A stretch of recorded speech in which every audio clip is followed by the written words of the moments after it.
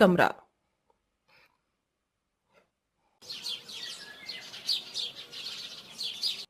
अरे वाह, एक तो चिराग मेरे घर में पहले से था, बाकी के 3 और भगवान ने मुझे नसीब किए हैं।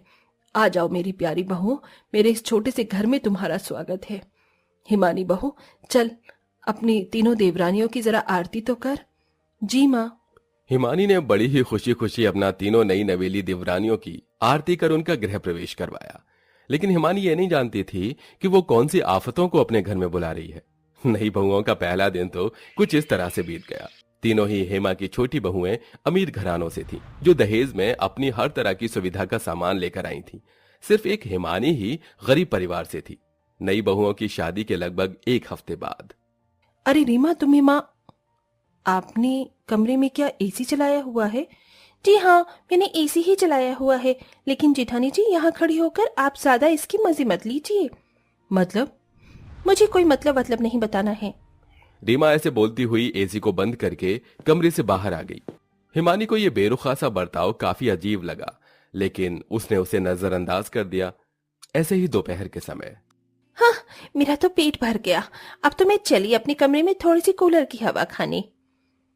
बहू, खा पी कर जल्दी, टेबल पर से बर्तन भी उठाने होते हैं। मैं जानती हूँ मम्मी जी। हाँ तो कहाँ जा रही हो? इन्हें समेट कर जाओ। मम्मी जी, जेठानी जी है तो सही, इन्हें समेटने के लिए तो मैं मेहनत क्यों करूं? जेठानी जी तुम्हारी जेठानी है, क्योंकि कोई नौकरानी नहीं है जो तुम उस बेचारी पर ही गर्मी में सारा लोड डाले रखती हो। मम्मी जी, हम आपकी अमीर बहुएं हैं, जिन्होंने आपको भर भर कर दहेज दिया है। जेठानी जी ने क्या दिया है?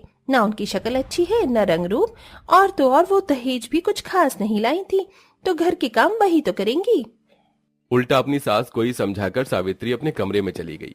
तीनों छोटी अमीर बहुएं यही करती थीं। सारा सारा दिन बेचारी हिमानी ही कामों में लगी रहती थी और तीनों अमीर बहुएं अपने अपने कमरों में कोई एसी चलाकर तो कोई कूलर पंखे में ही अपना समय गुजार देती थी।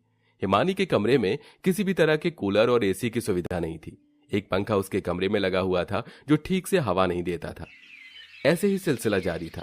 तीनों देवरानियां गर्मी में अपने कमरों में से निकलती भी नहीं थी और बेचारी हिमानी ही पागलों की तरह घर के सारे काम करती रहती थी। हिमानी, कहाँ जा रही हो? माँ जी, मैं खाना बनाने जा रही थी। तू खाना क्यों बनाएगी? सुबह से सारे काम तू ही कर रही है। तू घर की बड़ी बहू है, अपनी देवरानियों को बोल कि वो कोई काम देखें। माँ जी, उन्हें बोलने का कोई फायदा नहीं है, वो कोई काम नहीं करेंगी, और अगर मैंने उनसे कुछ करने को कहा भी तो हो सकता है कि बेवजह कोई बात बन जाए। हिमानी ऐसे बोलकर रसोई में चली गई। गर्मी में पूरी रसोई में भभका हो रहा था। ऐसे में हिमानी ने गैस जलाई और वो खाना बनाने लगी। कितनी गर्मी है, ऐसा लग रहा है जैसे इस रसोई में ही उबल रही हूँ।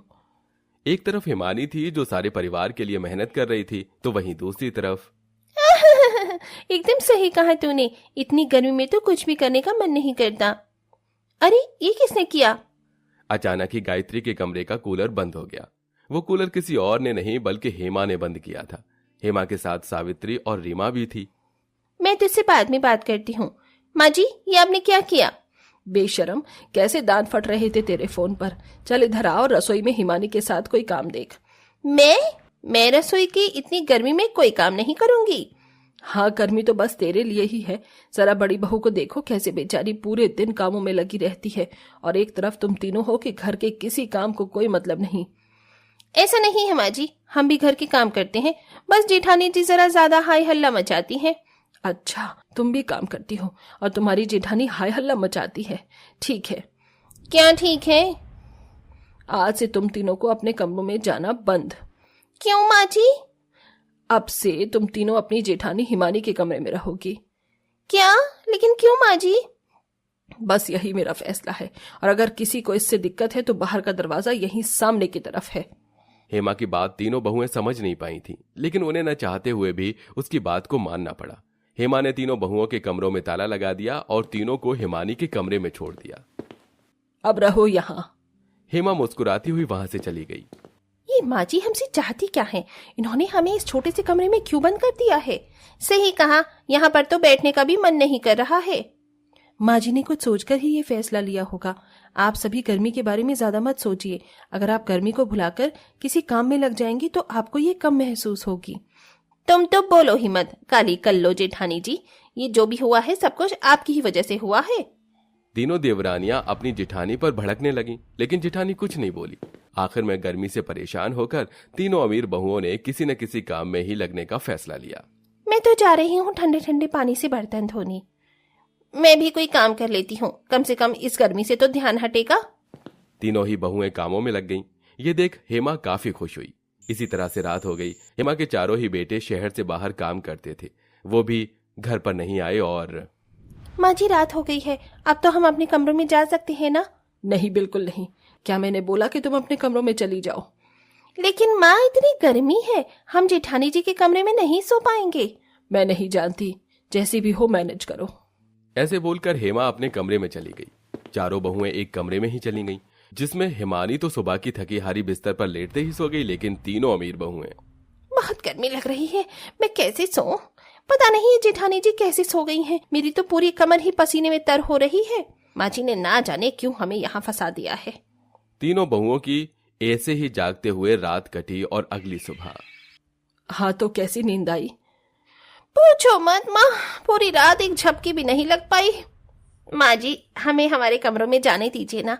आप हमारे साथ ऐसा क्यों कर रही हो? जानना चाहती हो कि मैं ऐसा क्यों कर रही थी? तो सुनो, इस एक दिन की गर्मी ने तुम्हें हिला दिया ना। ऐसा नहीं है कि गर्मी पड़ नहीं रही थी, हर रोज यही गर्मी पड़ती है, लेकिन तुम उसे अपने हिसाब में ढाल लेती हो। पर बेचारी तुम्हारी जेठानी गरीब है तो वो ऐसा नहीं कर सकती। वो इसी गर्मी में रोजाना भूनती है, और इतना ही नहीं, इतना सब कुछ हो जाने के बावजूद तुम भी उसकी मदद नहीं करती हो। मेरा मकसद तुम्हें एक साथ करके सिर्फ तुम्हें तुम्हारी जेठानी की हालत का अंदाजा करवाना था कि बिना किसी कूलर और एसी के काम में लगे हुए ये गर्मी कैसी लगती है, क्योंकि तुम तो घर में कोई काम देखती नहीं थी, ऊपर से अपनी जेठानी को ताने भी देती रहती थी। लेकिन एक दिन उसकी जिंदगी जीकर तुम्हें कैसा लगा? हेमा की बात सुनकर तीनों छोटी बहुओं का सिर शर्म से झुक गया। अब उनके पास अपनी सास की बात का कोई जवाब नहीं था। हमें माफ कर दीजिए जेठानी जी। माँ जी, आज हमें आपने आईना दिखा दिया। मुझे भी, और मुझे भी। अरे नहीं, ये आप सभी कैसी बातें कर रही हैं? मुझे किसी की माफी नहीं चाहिए।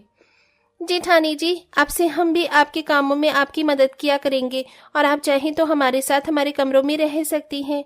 तुम्हारा शुक्रिया गायत्री। अब तीनों देवरानियां अपनी जेठानी की घर में अहमियत और जगह को समझ चुकी थीं। इस दिन के बाद से फिर कभी तीनों बहुओं ने अपनी जेठानी को परेशान नहीं किया। अब वो सभी मिलजुल कर सारे काम किया करते थे और खुशी खुशी रहते थे।